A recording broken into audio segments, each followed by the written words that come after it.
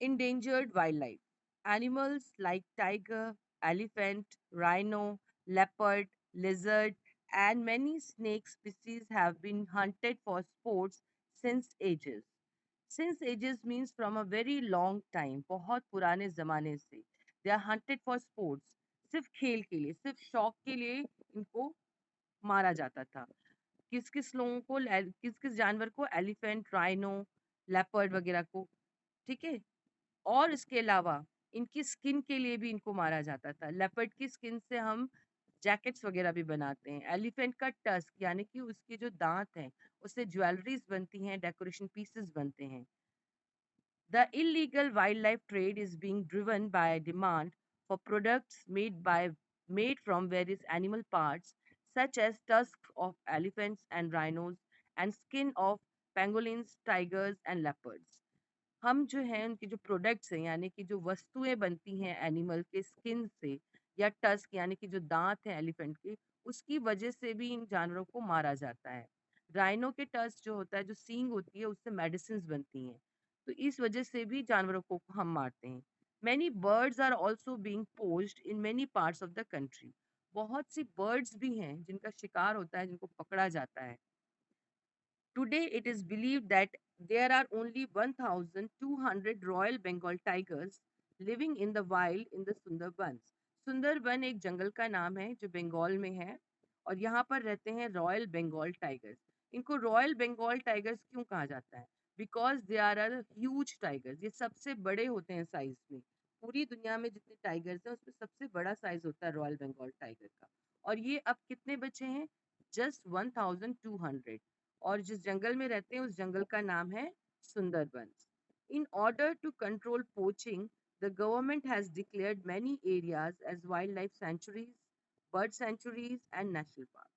In order to control poaching यानी कि इस पोचिंग यानी जो एंड हंटिंग, जो पकड़ना और मारना है जानवरों का, इसको रोकने के लिए गवर्नमेंट ने क्या किया है? डिक्लेयर कर दिया है बहुत से जंगलों को कि ये वाइल्ड लाइफ सेंचुरीज है या नेशनल पार्क है.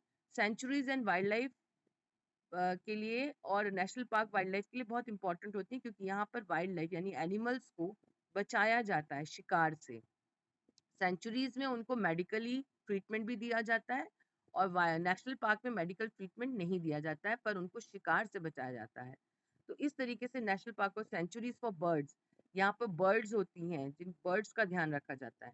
ऐसे एरियाज को उन्होंने डिक्लेयर कर दिया गवर्नमेंट ने, जहाँ पर फॉरेस्ट ऑफिसर्स रखे जाते हैं जो इनकी देखभाल करते हैं और इनको शिकार होने से बचाते हैं.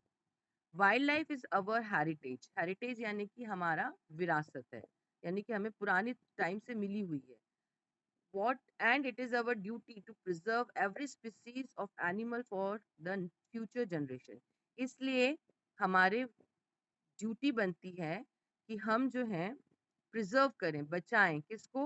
सब स्पीसीज को जो हमारे सामने हैं, जो जानवर हैं, जो प्लांट्स हैं, उनको हम बचाएं अपनी नेक्स्ट जनरेशन के लिए. It is important for us to conserve both the forest as well as the wild life.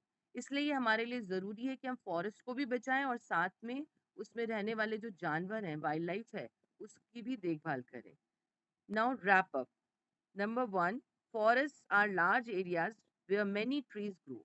Forest एक बहुत बड़ा इलाका होता है जहाँ पे बहुत सारे ट्रीज होते हैं. Forests are useful to us in many ways. Forest हमारे बहुत काम आते हैं. We can see we get the medicine from the forest, we get the honey from the forest, we get wood from the forest, है ना. और would भी हमें जंगल से मिलता है जिससे पेपर बनता है. ये बुक जो हम पढ़ रहे हैं, इसका पेपर भी जंगल के पेड़ों से आया होगा, उन पेड़ों से ये पेपर बना होगा. Number third, human beings lived in jungles in small groups called tribes before cities and towns developed. People who live in tribes are called tribal people. कुछ लोग हैं जो जंगलों में रहते हैं शहर वगैरह बनने से पहले. वो जो लोग जंगलों में रहते थे उनको हम ट्राइब्स कहते थे, ग्रुप ऑफ पीपल को. और जो लोग होते हैं वहाँ उस ग्रुप में रहने वाले, उनको हम कहते हैं tribal people. Now please turn the page, go to the page number 50.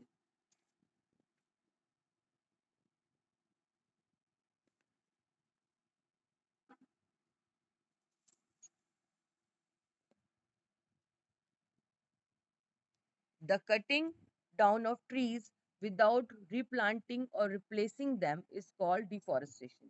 जब पेड़ों को हम काटते हैं, replanting यानी कि दोबारा उस जगह पेड़ नहीं लगाते, और रिप्लेसिंग मतलब होता है बजाय पेड़ों को काटने के, पेड़ों को जड़ों से उखाड़ लिया और हमने किसी और जगह लगा दिया, तो वो रिप्लेस हो गए, दूसरी जगह लग गए।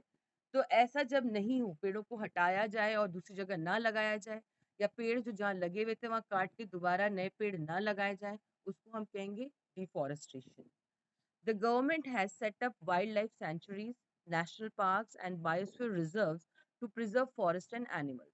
गवर्नमेंट ने वाइल्ड लाइफ सेंचुरीज बनाई हुई हैं, नेशनल पार्क बनाए हुए हैं, और बायोस्फीयर रिजर्व यानी कि जहाँ पर पेड़ और छोटे इंसेक्ट्स या बीज या फिर जानवरों को एक साथ प्रोटेक्ट किया जाता है, रिजर्व किया हुआ है, बचा के रखा हुआ है इन चीज़ों को बचाने के लिए।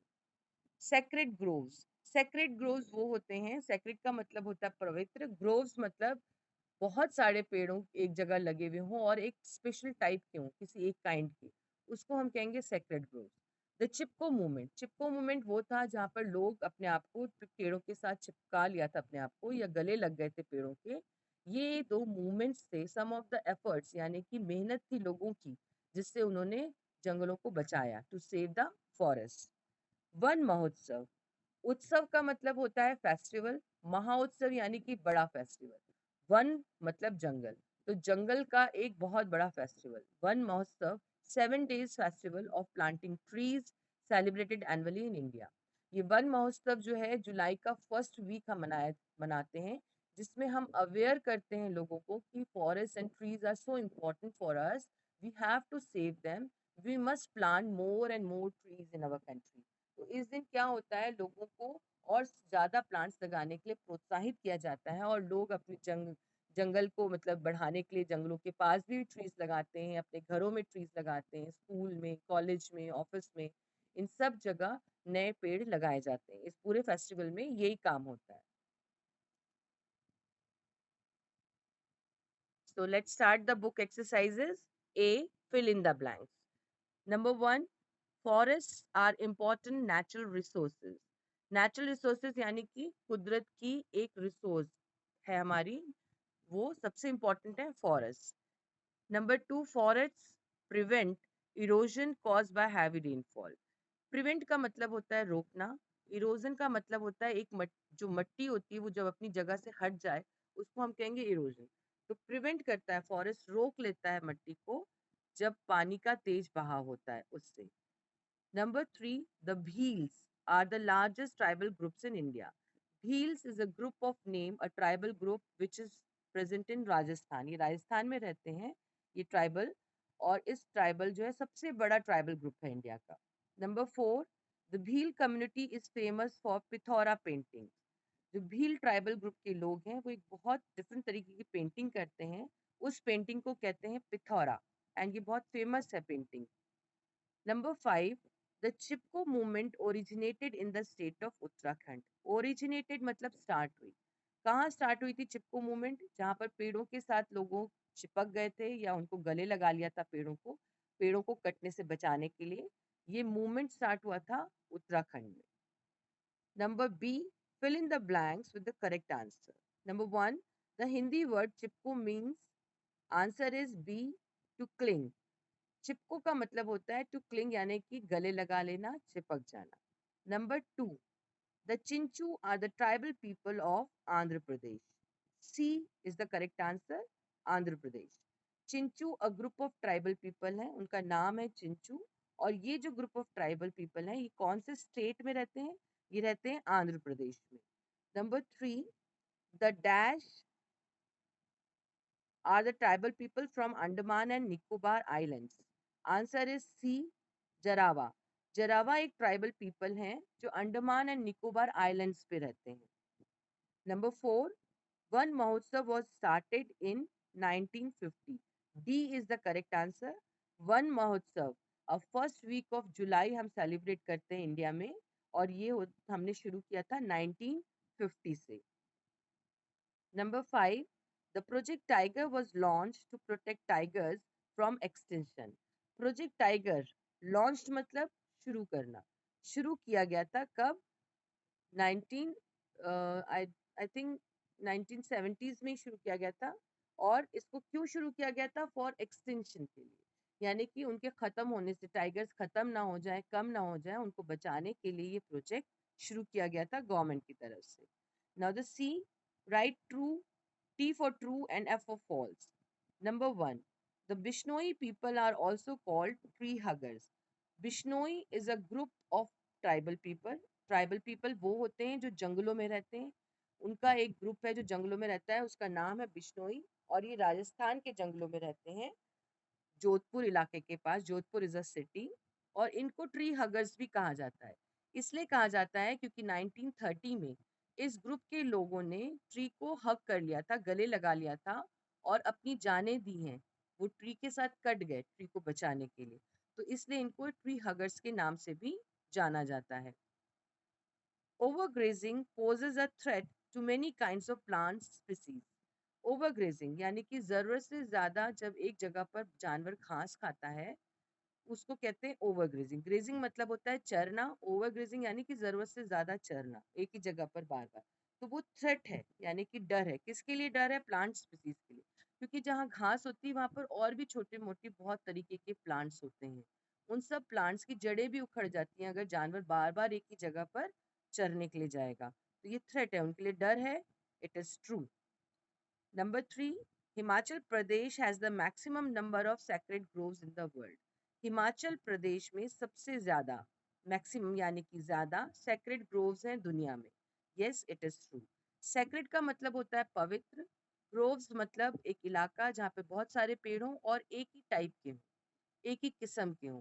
तो जहाँ पर इस तरीके के पेड़ होते हैं, वहाँ के लोग जो जंगलों में रहते हैं या आसपास के जो गांव के लोग होते हैं, उस जंगल के पेड़ों की पूजा करने लगते हैं, और उस जंगल में रहने जानवरों की भी पूजा करने लगते हैं, और उनको बचाते हैं, उनको लोगों के शिकार से बचाते हैं। तो ऐसे इलाके को हम कहते हैं sacred groves.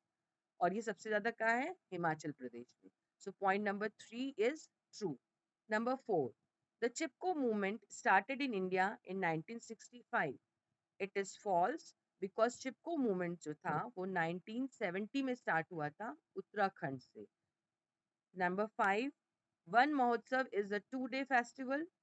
It is also false. Van Mahotsav 2 दिन का नहीं, पूरे 7 days का फेस्टिवल होता है, और ये हम मनाते हैं जुलाई के फर्स्ट वीक में। The first week of July we celebrate as a Van Mahotsav. इस फर्स्ट वीक ऑफ जुलाई में ही 5th of July भी आता है। 5th of July इज celebrated all over the world as a environment day. पूरी दुनिया के लोग 5th July को एनवायरमेंट डे की तरह से भी मनाते हैं। तो हमने ये पूरा वीक ही मना लेते हैं एज अ वन महोत्सव, फर्स्ट वीक ऑफ July.